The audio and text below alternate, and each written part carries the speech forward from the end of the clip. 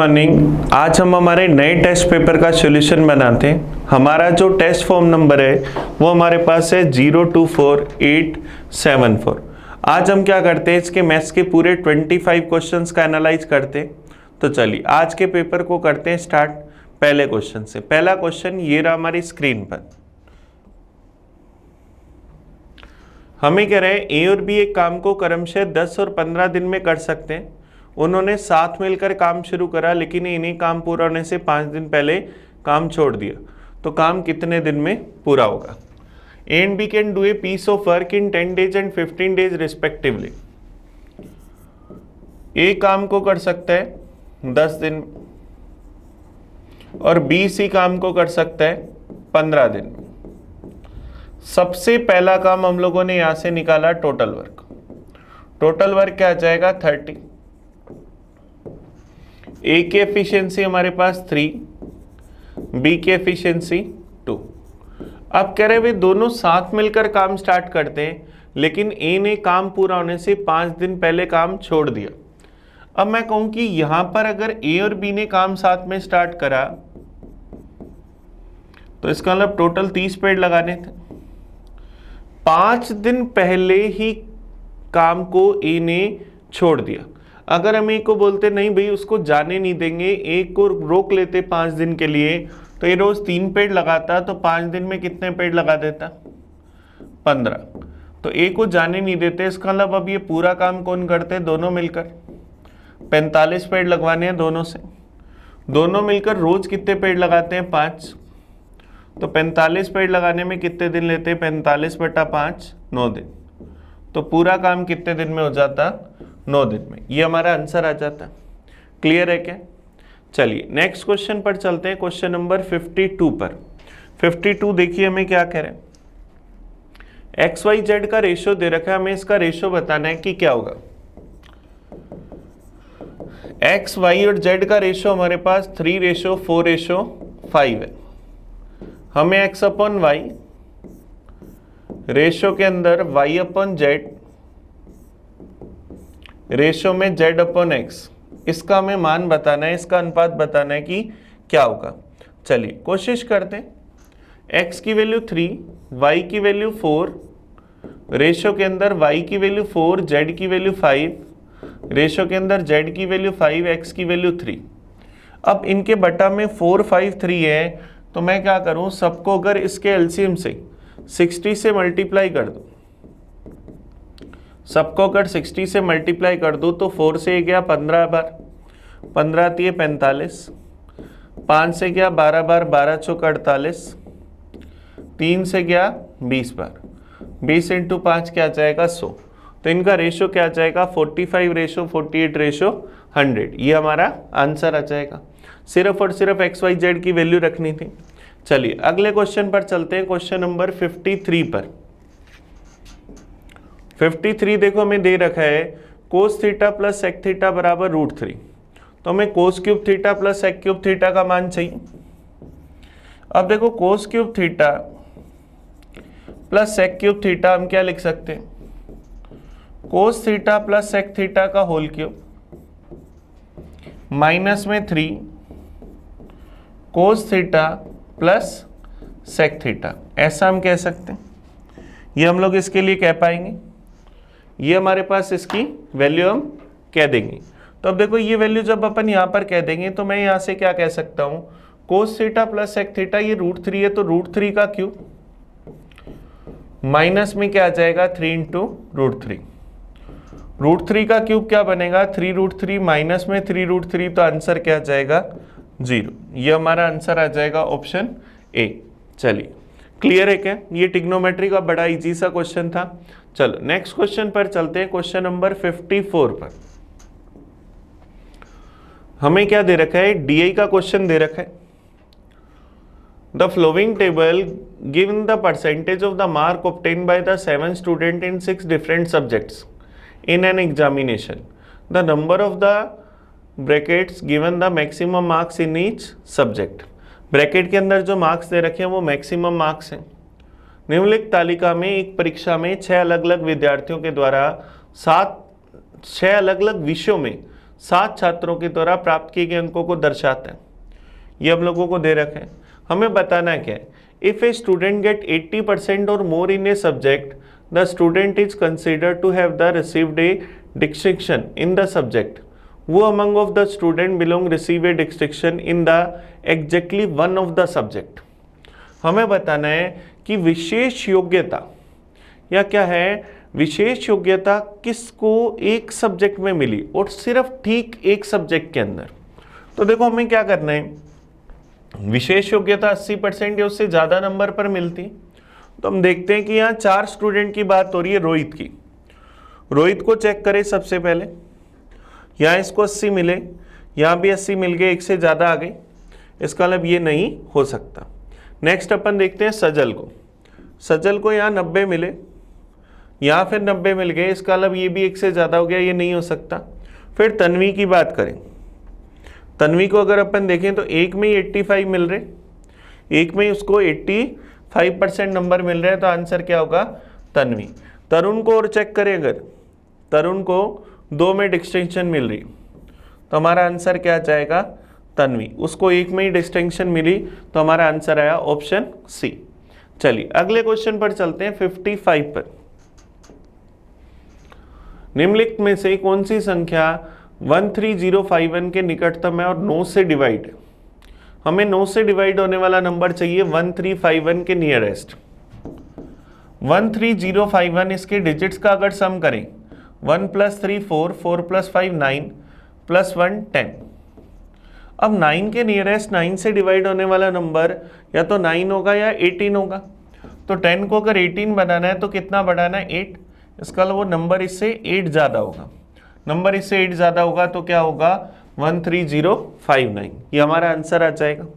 आप चाहो तो चेक कर लो, 13059 जो है इसमें ये 9 का भाग जा रहा है, 5 और 3 8 और एक ये 9 बने, तो इसका मतलब 9 का भाग किस में जाएगा ऑप्शन सी में।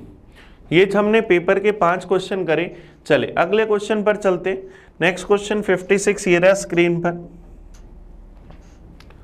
एक शंकु की ऊंचाई और तिर्यक ऊंचाई क्रमशः 21 और 29 है, तो हमें इसका वॉल्यूम बताना है कि क्या होगा। एक शंकु की हाइट हम लोगों को दे रखी है 21, तिर्यक ऊंचाई क्या दे रखी है 29। तो अगर अपन उसकी रेडियस निकालें तो 20, 21 और 29 ट्रिपलेंट रेशियो होते हैं, तो उसकी रेडियस क्या आ जाएगी 20। हमें इसका वॉल्यूम चाहिए, तो वॉल्यूम क्या होगा 1/3 पाई आर स्क्वायर एच। तो 1/3 पाई की वैल्यू 22/7, आर स्क्वायर 20 का स्क्वायर इंटू हाइट हमारे पास क्या है 21। तो यहाँ से क्या आ जाएगा 7 × 3 21 से 21 कैंसिल, ये हमारे पास आ गया। तो अब क्या लिखेंगे 22 × 20 का स्क्वायर क्या बनेगा 400, 22 का स्क्वायर 400, ये हमारे पास आया।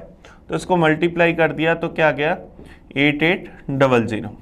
तो आंसर क्या आ जाएगा ऑप्शन ए। ऑप्शन ए हमारे पास आंसर आ जाएगा। चलिए क्लियर है क्या। चलते हैं नेक्स्ट क्वेश्चन पर, क्वेश्चन नंबर 57 पर। हमें कह रहे हैं आशिमा ने 26 मार्च 2022 को एक राष्ट्रीयकृत बैंक से 9% वार्षिक साधारण ब्याज की दर से 75,000 रुपए का ऋण लिया। उसी वर्ष उसने 7 जून को पूरा भुगतान कर दिया, तो उसने कितनी धनराशि का भुगतान किया। हमें कह रहा है आशिमा बोरो 75,000 from A nationalised bank on 26 मार्च 2021। उसने 26 मार्च 2021 को ये पैसा उधार लिया और उसने क्या करा 7 जून को 2021 को उसने ये पैसा वापस कर दिया। तो हमें बताना है उसने कितनी अमाउंट को पे करा। चलिए कोशिश करते हैं। प्रिंसिपल हमें पता है कि कितना है 75,000, रेट कितनी है 9%। टाइम की अगर अपन बात करें तो टाइम हमें डेज काउंट करने पड़ेंगे। 26 मार्च से, मार्च के महीने में हमारे पास क्या होता है 31 दिन होते हैं, तो 26 से लेकर अगर 31 तारीख तक काउंट करूं तो 26, 27, 28, 29, 30, 31। लेकिन 26 को लिए थे तो उस दिन को छोड़ देते तो कितने दिन बनेंगे 5 दिन। मार्च के 5 दिन, फिर अप्रैल की बात करें तो अप्रैल के पूरे 30 दिन, मई की बात करें तो 31 दिन, और जून के 7 दिन, क्योंकि 7 जून को तो उसने पैसा वापस दे दिया। रुपए लेने या देने वाली तारीख में से दोनों में से एक ही दिन काउंट करते हैं, तो हमने एक दिन काउंट कर लिया। तो देखो क्या बनेगा, 73 डेज। अब 73 डेज है तो इसको क्या 73/365 ईयर लिख सकते हैं। अब सिंपल इंटरेस्ट निकाल लेते हैं, P into R into T/100।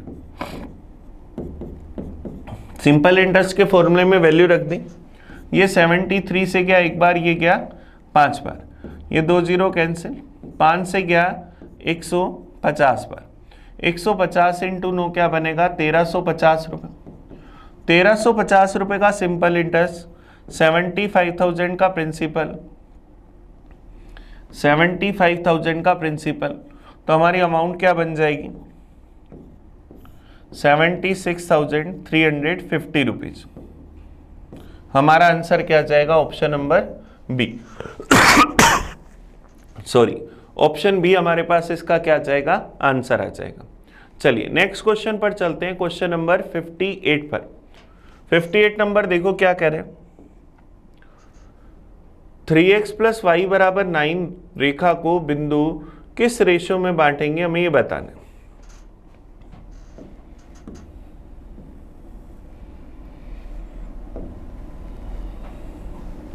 हमारे पास ये बिंदु है 1,3, 2,7, एक लाइन दे रखी है 3x + y = 9। मान लिया कि इस लाइन को, इन दोनों पॉइंट्स को मिलाने वाली लाइन λ/1 में डिवाइड करती है, और उस इंटरसेक्शन बिंदु के निर्देशांक x, y। तो यहां से अगर अपन बात करें तो x की वैल्यू हमारे पास क्या होगी 2λ + 1 में λ + 1, y की वैल्यू क्या आ जाएगी 7λ + 3 में λ + 1। इसको इससे को मल्टीप्लाई करते हैं, इसको इससे मल्टीप्लाई करते हैं, अपॉन में टोटल लिख देते हैं। अब मेरे को पता है x और y की वैल्यू, जो ये हमारी लाइन है 3x + y = 9 इसको सेटिस्फाई करेगी। तो x की जगह अगर मैं 2λ + 1 लिखूं,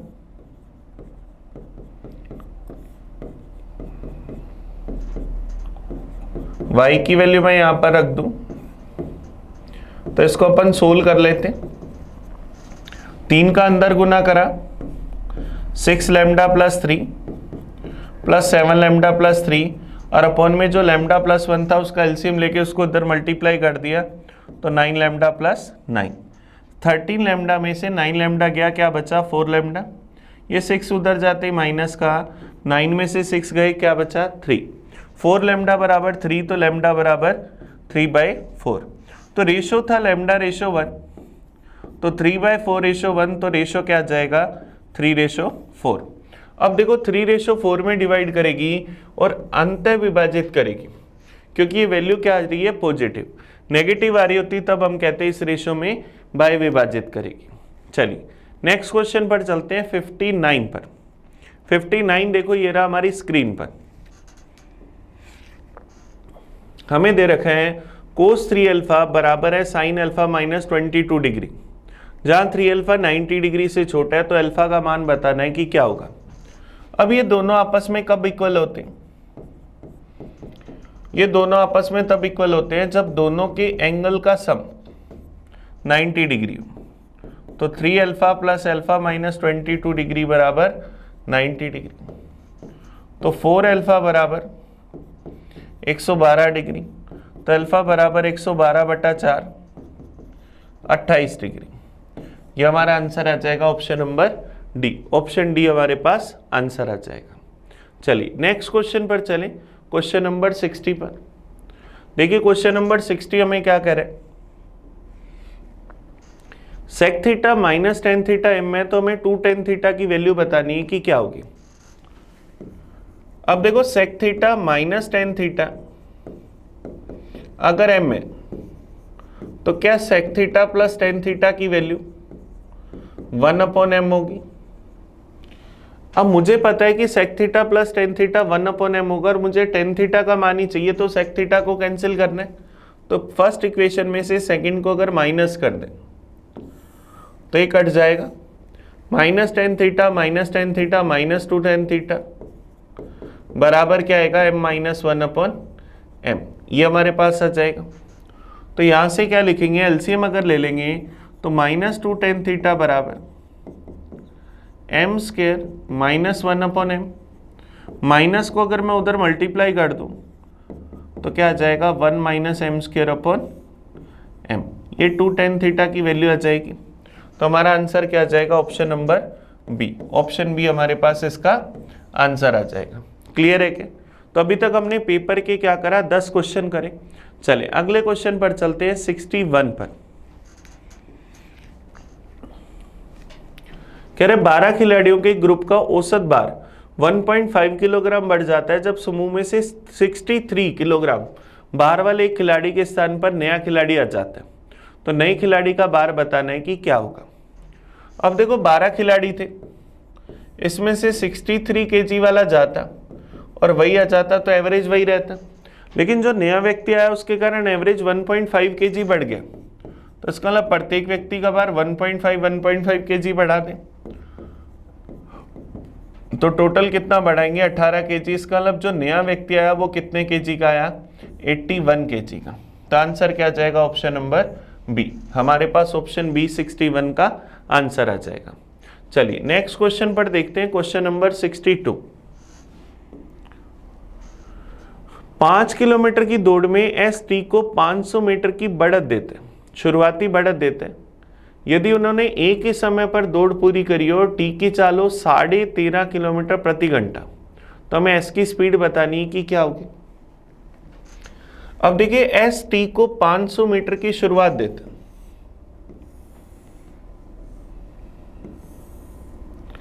ये एस और टी के लिए 5 किलोमीटर की दौड़ थी।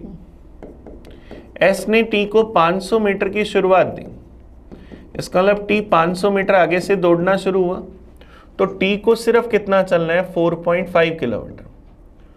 500 मीटर आगे से चल रहा है, इसका मतलब उसको कितना चलना है, 4.5 किलोमीटर, जबकि इसको पूरा कितना चलना है, 5 किलोमीटर। दोनों सेम टाइम पर ही दौड़ खत्म करते, दोनों सेम टाइम पर चले, दोनों ने दौड़ भी सेम टाइम पर खत्म करी, इसका मतलब दोनों का जो ट्रेवल टाइम है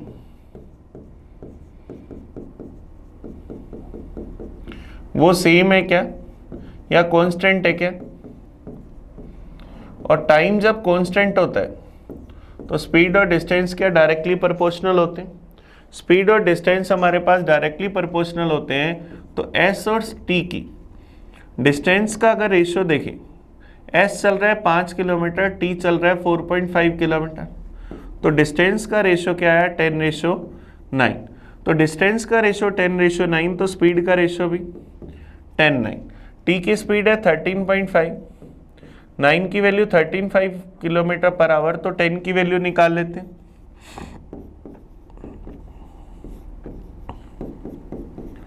तो क्या आ जाएगा, 15 किलोमीटर पर आवर। ये हमारा आंसर आ जाएगा option number A. Option A हमारे पास 62 का आंसर आ जाएगा। चलिए नेक्स्ट क्वेश्चन पर चलते हैं, 63 पर। हमें कह रहा है केंद्र ओ वाले एक वृत्त की जीवा ए बी है जिसकी लंबाई 20 सेंटीमीटर है। यदि वृत्त की त्रिज्या 12 सेंटीमीटर है तो त्रिभुज एओबी का क्षेत्रफल ज्ञात करना है कि क्या होगा।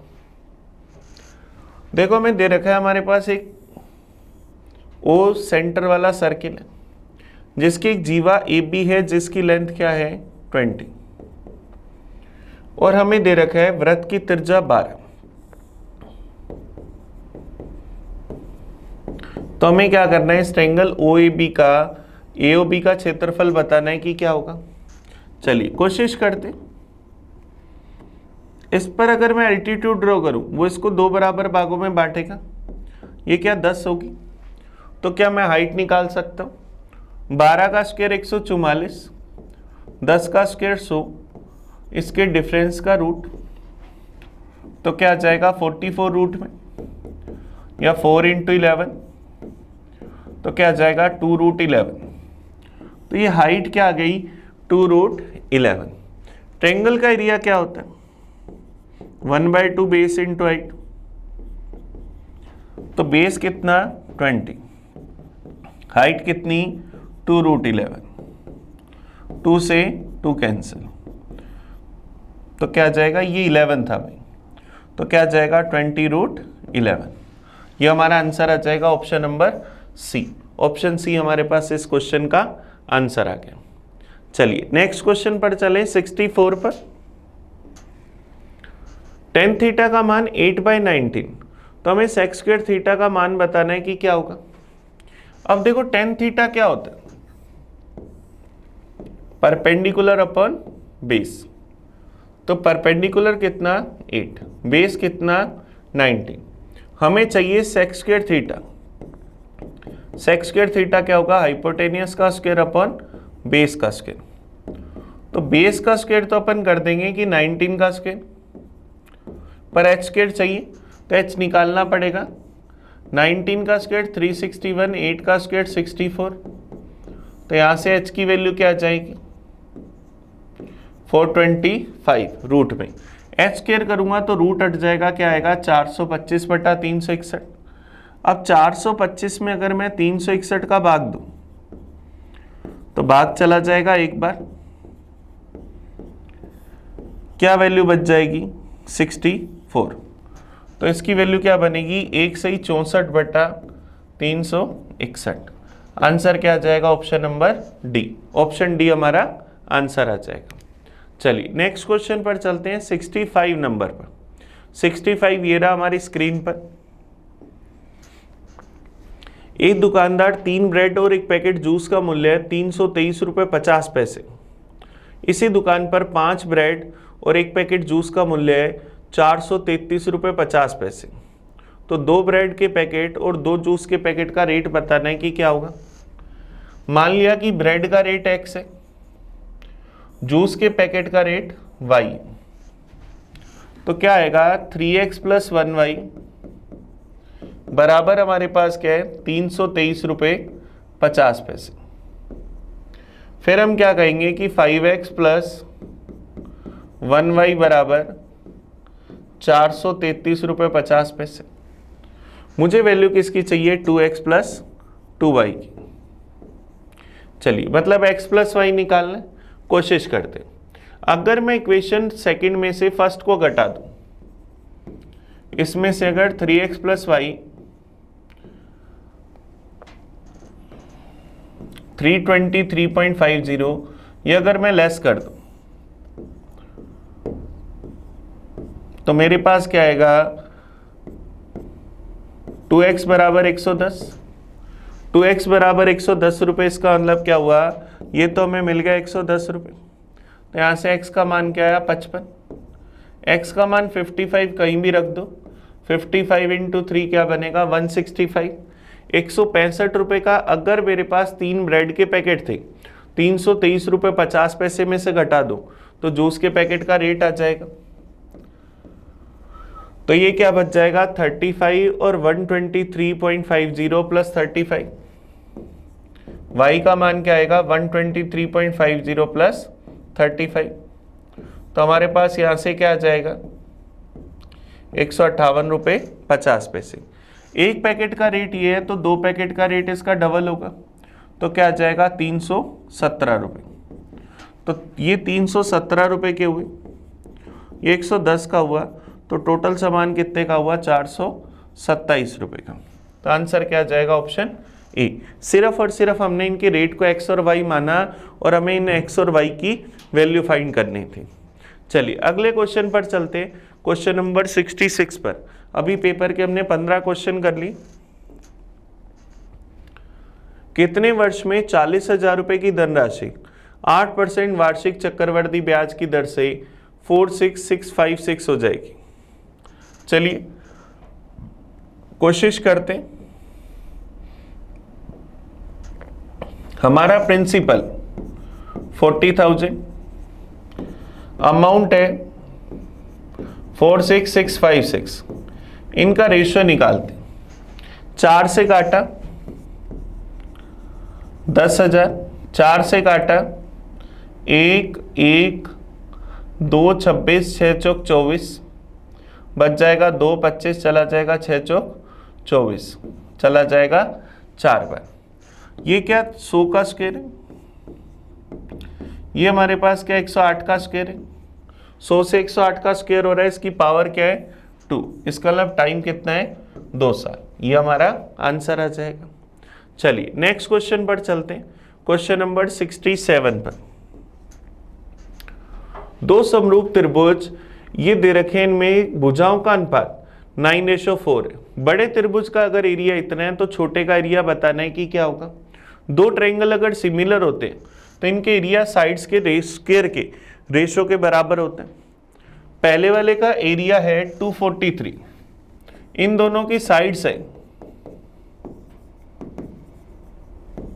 9:4, तो एरिया होगा इनके स्क्वायर के रेशो के बराबर, तो 81:16। एक का एरिया 243 सेंटीमीटर स्क्वायर है, 81 की वैल्यू 243 सेंटीमीटर स्क्वायर, तो एक की वैल्यू 3 सेंटीमीटर स्क्वायर, तो 16 की वैल्यू 16 ती है 48 सेंटीमीटर स्क्वायर। ये हमारा आंसर आ जाएगा। इनके एरिया क्या होते हैं, इनकी भुजाओं के वर्गों के अनुपात के बराबर होते हैं। चलिए नेक्स्ट क्वेश्चन पर चलते हैं। क्वेश्चन नंबर 68 पर, a बराबर दिस, तो हमें a + 1/a का मान बताना है कि क्या होगा। a बराबर 1/a माइनस √6, तो a माइनस √6 बराबर 1/a, तो a माइनस 1/a बराबर √6, ऐसा लिख सकते हैं। अब हमें यहां से a + 1/a चाहिए। a + 1/a की वैल्यू क्या होगी, रूट में √6 का स्क्वायर प्लस 4, तो क्या जाएगी रूट में 6 + 4 √10। ये हमारा आंसर आ जाएगा। तो a + 1/a का मान √10। कोई अगर ऐसे नहीं कह सके कि ऐसा क्यों हुआ, उसके पीछे का रीजन नहीं समझ सके, तो a - 1/a तो √6 बना। होता क्या है, a + 1/a का whole square minus a - 1/a का होल स्क्वायर इक्वल किसके होता है 4 के, तो a + 1/a का होल स्क्वायर, इसका अगर मैं होल स्क्वायर करूंगा तो √6 का स्क्वायर बनेगा, 6 बराबर 4, ये उधर जाते ही प्लस का, तो a + 1/a का होल स्क्वायर बराबर 10, तो a + 1/a बराबर √10। ये हमारा आंसर आ जाएगा ऑप्शन नंबर बी। चलिए क्लियर है क्या। चलिए नेक्स्ट क्वेश्चन देखते हैं 69 नंबर। मनोज ने अपने माल को क्रय मूल्य से 30% अधिक पर अंकित किया और ग्राहक को 12% का डिस्काउंट दिया। प्रॉफिट या लॉस परसेंटेज बताना है कि क्या होगा। मान लिया आर्टिकल का कॉस्ट प्राइस 100, एमआरपी 30% ज्यादा, तो एमआरपी कितना 130, डिस्काउंट दिया 12% का, तो 130 का 12% निकाल लें। 130 गुना 12/100, 0 से 0 कैंसिल, 12 गुना 13 156/10, तो 15.6, 15.6 का डिस्काउंट दे दिया, तो ये इसको बेचेगा कितने में, 15.6 अपन यहाँ से घटा देते हैं, तो 114.4 में। 100 वाली चीज अगर 114.4 में बेचेगा तो 14.4% का प्रॉफिट। आंसर क्या आ जाएगा, option number C. Option C हमारे पास इसका आंसर आ जाएगा। क्लियर है क्या, ऐसा हम कह सकते हैं क्या। चलिए देखिए क्वेश्चन नंबर 70 पर चलते। Find the value of this term, हमें इसका मान बताना है कि क्या होगा। हम लोगों को दे रखा है 2 की पावर 1999 प्लस 2 की पावर 1996 बटा में 2 की पावर 1998 माइनस के अंदर 2 की पावर 1995। यहां से अगर मैं ऊपर से 2 की पावर 1996 कॉमन ले लूं तो क्या मैं ऐसा लिख सकता हूं 2 की पावर 3 + 1, बटा में अगर मैं 2 की पावर 1995 कॉमन ले लूं तो क्या मैं ऐसा लिख सकता हूं 2 की पावर 3 माइनस 1। तो अब देखो ऐसा जब हम लिखेंगे तो 2 की पावर 1995 से 1995 पावर कट जाएगी, सिर्फ पावर बचेगी 1। 2 का क्यूब प्लस 1, 8 प्लस 1 9। 2 का क्यूब माइनस 1, 8 माइनस 1 7, तो 18/7। तो हमारा आंसर क्या आ जाएगा? Option number D. Option D हमारे पास इसका आंसर आ जाएगा। तो अभी देखो हमने पेपर के 20 क्वेश्चन कर लिए। पेपर के सारे क्वेश्चन हमारे बड़े इजी से थे। चलिए अगले क्वेश्चन पर चलते हैं। क्वेश्चन नंबर 71 पर, एक दुकानदार ने एक उत्पाद को क्रय मूल्य से 40% अधिक अंकित किया और 10% की छूट देकर उत्पाद को इतने रुपए में बेच दिया। तो हमें उसका लाभ प्रतिशत बताना है कि क्या होगा। देखिए अब एमआरपी से 40% अधिक अंकित किया कॉस्ट प्राइस से, तो कॉस्ट प्राइस अगर 100 तो एमआरपी कितना 140, डिस्काउंट कितना दिया 10% का।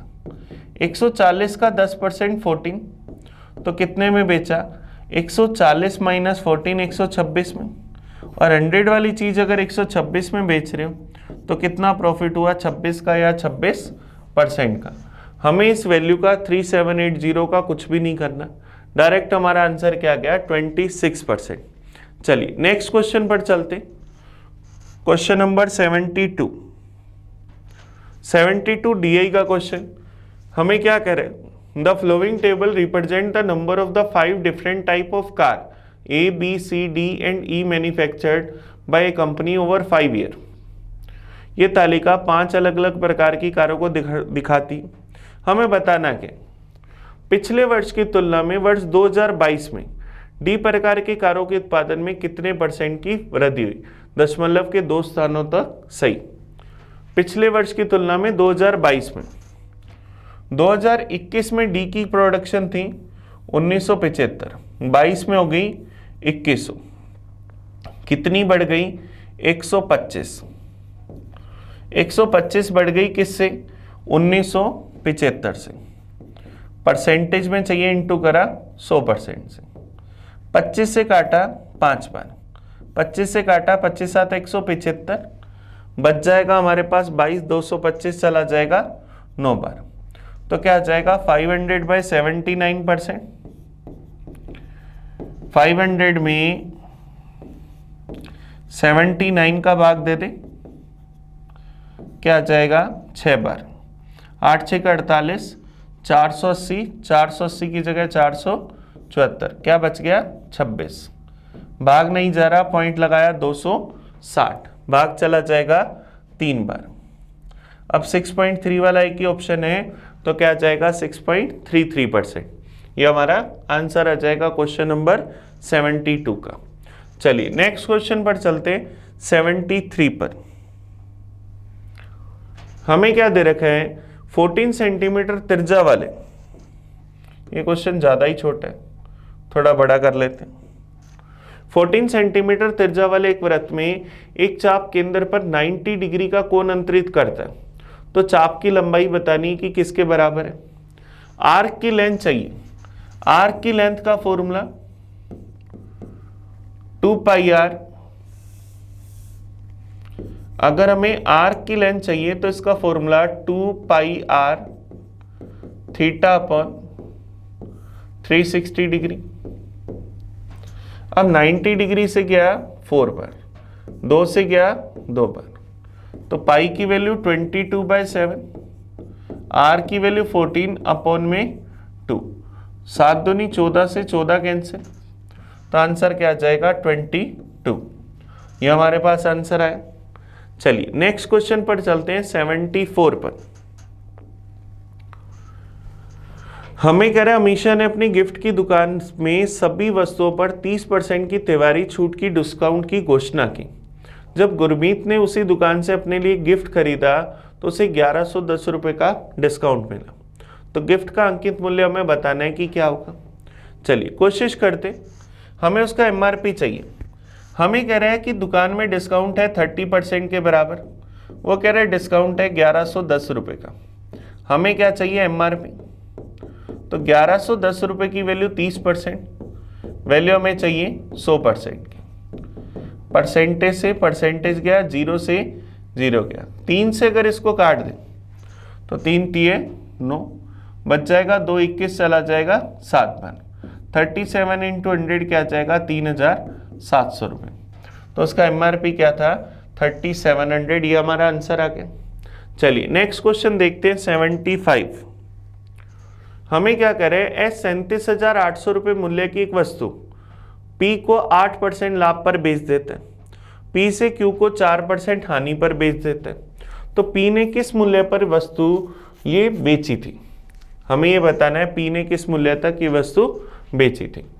S sell an item costing ₹37,800 to P with 8% profit. S के पास कोई आर्टिकल है 37,800 रुपये का, इसने 8% प्रॉफिट पर P को बेच दिया, तो 8% अगर अपन इसका निकालें, 1% 378, तो 8% इसका 8 गुना, तो क्या आ जाएगा 8 8 64, 6 8 7 56, 56 और 6 62, 6 8 3 24 और 6 3024 रुपये। 3024 के प्रॉफिट पर P को बेचा, तो इसमें 3024 ऐड कर दें तो क्या आ जाएगा 40,824 रुपये। अब कह रहे P ने इसे Q को 4% हानि पर बेच दिया, इसने आगे Q को 4% लॉस पर बेच दिया। तो अगर अपन इस वैल्यू का 4% निकालें, इसका अगर अपन 4% निकालें तो मेरे पास 10% ये आ गया, 1% ये आ गया, 408 रुपये 24 पैसे, तो 4% इसका 4 गुना, तो क्या आ जाएगा 1632 रुपये मान लें, 1633 रुपये इसमें से घटा दें,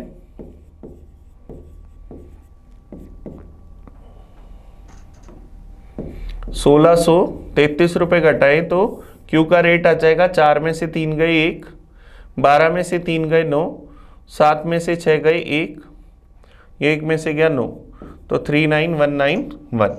आंसर क्या जाएगा ऑप्शन सी।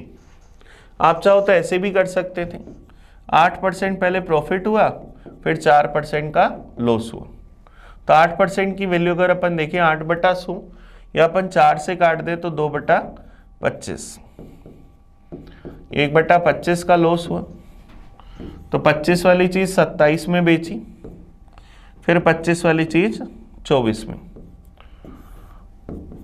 तो इनको गुना कर लो, 625 वाली चीज को किस रेट में बेचा, गुना करके आंसर आ जाएगा। तो ऐसे भी हम अपने आंसर तक पहुंच सकते हैं। हम चाहे तो इसमें नेट डिस्काउंट का फॉर्मूला भी लगा सकते हैं, नेट इफेक्ट का, सॉरी। क्लियर है क्या? चलिए, तो आज के पेपर के हमने पूरे 25 मैथ्स के क्वेश्चन का एनालाइज करा। आपको इसमें कहीं भी परेशानी है तो आप मुझे बताना, तो अपन मिलेंगे अगली वीडियो में नए पेपर के सॉल्यूशन के साथ। तब तक थैंक यू, पढ़ते रहिए। Thank you.